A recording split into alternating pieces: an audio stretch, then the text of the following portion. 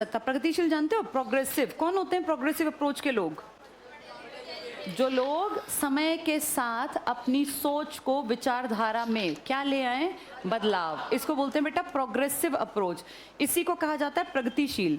जैसे आज से 10 साल पहले के लोग और आज के लोग दोनों में सोच समझ में अंतर है। आज से 10 साल बाद के लोगों में और अंतर आएगा, जिसको हम पहले जनरेशन गैप कहते थे ना बेटा।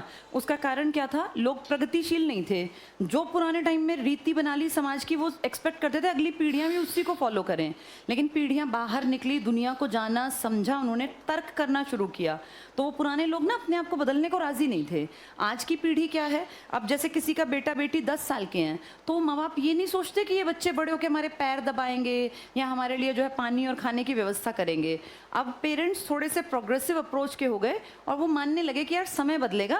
अब जैसे मेरी बेटी घर पे बैठ के पढ़ती है, तो कल को जो मेरे घर बहू आएगी वो भी इसी की एज की होगी, वो भी पढ़ रही होगी कहीं, तो उसकी माँ ने भी काम करना नहीं सिखाया।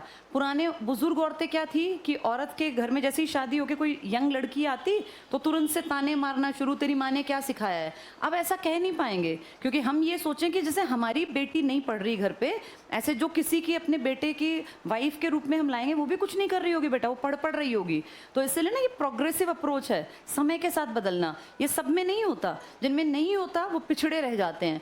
टीपू उस जमाने में प्रोग्रेसिव था। पता है इसने क्या किया?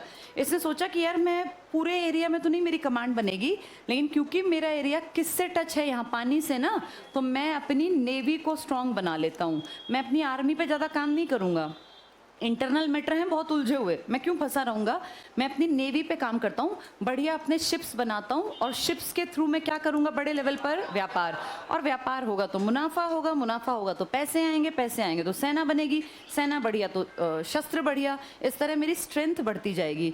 यानी टीपू सुल्तान ने अपने एरिया में आर्थिक प्रगति के ऊपर काम किया, पैसे के ऊपर काम किया।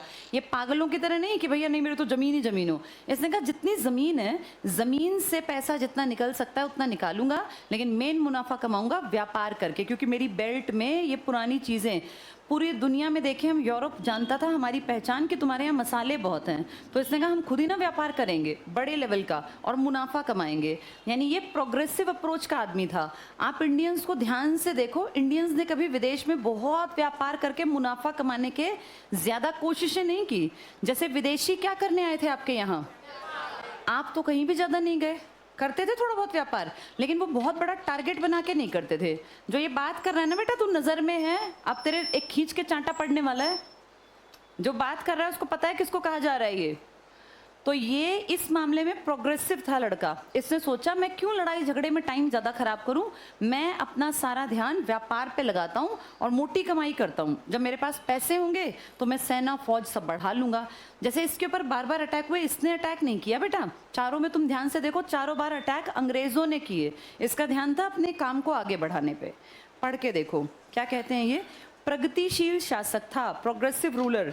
एक नए कैलेंडर को लागू किया, सिक्का ढलाई की नई प्रणाली, नए तरह के सिक्के बनाए, और माप तौल के नए पैमाने। ये टिक कर लो, सिक्के नए तरीके से ढाले, नया माप तौल बना दिया। यानी व्यापार पे काम कर रहा है। जैसे माप तौल की मशीन क्यों चाहिए थी इसको?